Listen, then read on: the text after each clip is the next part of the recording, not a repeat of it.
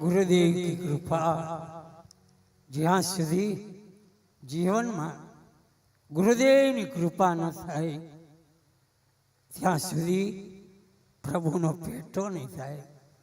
જીવનમાં ગુરુ કરવા જરૂરી છે. પછી ગુરુની પાછળ પાગલ નહીં બનવાનું, એનું કામ કરે, આપણે આપણું કામ કરવાનું.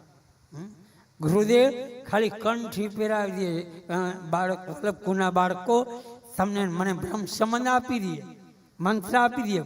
ગુરુદેવ તમને મને કંઠી પહેરાવી દે.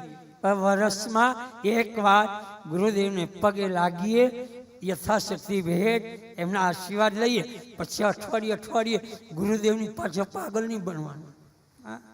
હા ગુરુદેવ કેમ છો કેમ છો, એ પછી એનું કામ કરે, આપણે આપણું કામ.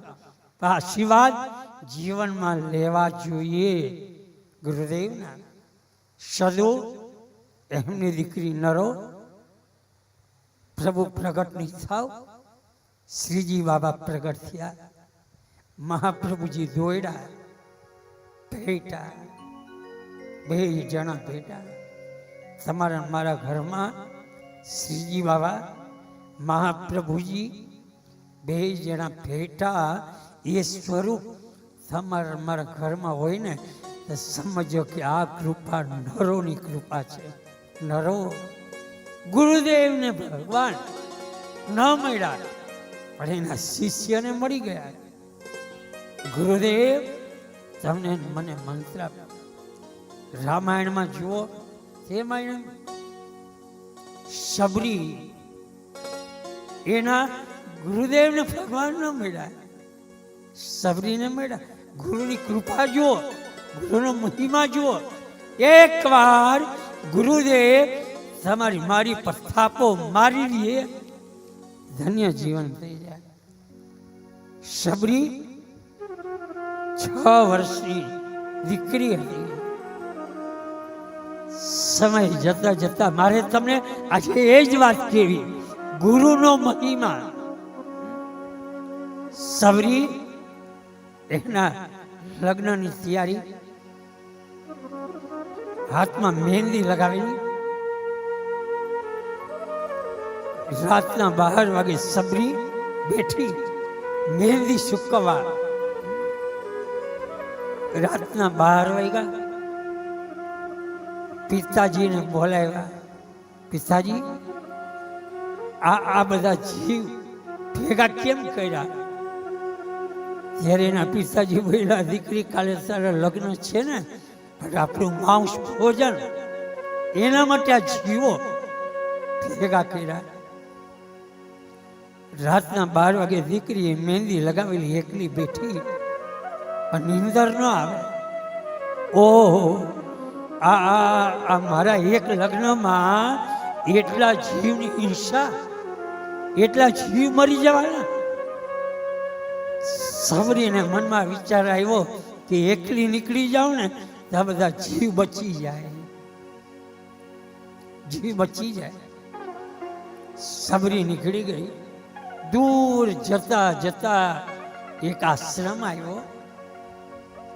આશ્રમમાં આવી બેસી ગઈ. ગુરુદેવ સામે નજર પડી.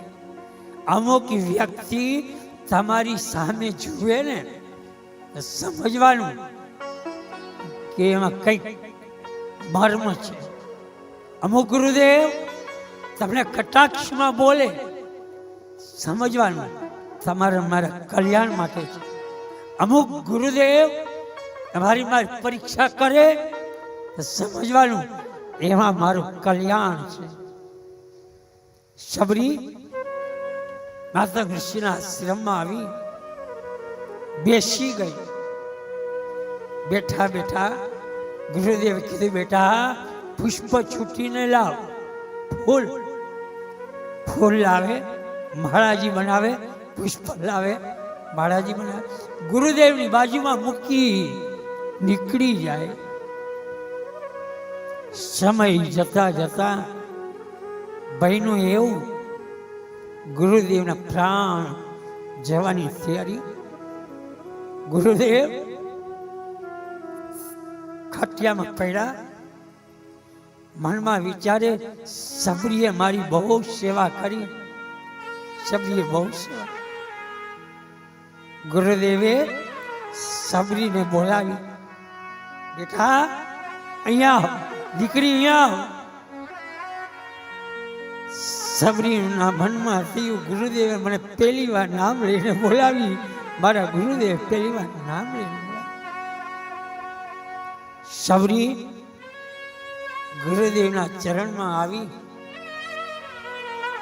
કેનું ઝાડ પડી જાય ને એવી રીતે સબરી પડી ગઈ ગુરુદેવના ચરણમાં.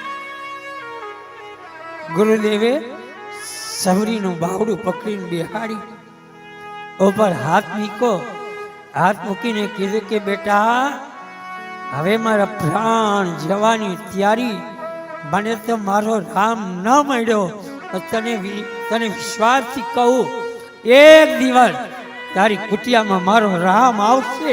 અમારું અટલ વચન, ઈ ગુરુદેવની કૃપા. ગુરુદેવ આશીર્વાદ આપીએ અને ગુરુદેવથી પ્રભુ એમને મળી ગયા.